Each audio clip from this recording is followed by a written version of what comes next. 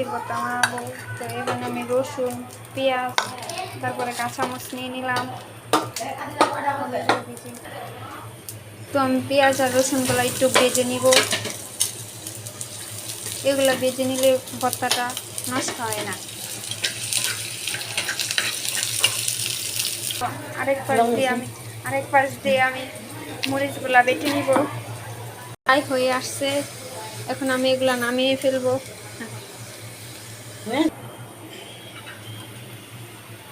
তো আমি এখন নামিয়ে ফেলেছি। আমি শুটকিটা একটু ভেজে নিব।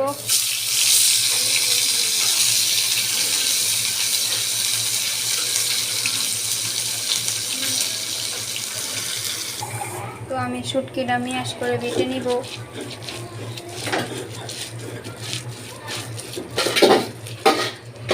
হয়ে গেছে। তো আমার ভর্তা বানানি প্রায় শেষ হয়ে গেছে।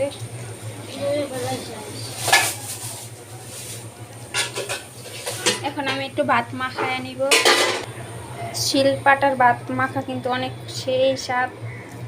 তো আপনারা একটু ট্রাই করতে পারেন বাসায়।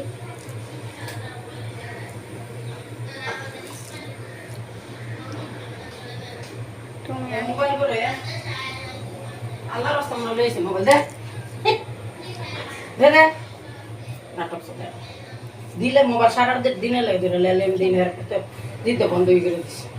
তো এইখানে ভিডিওটা শেষ করছি। আল্লাহ হাফেজ, সবাই ভালো থাকবেন।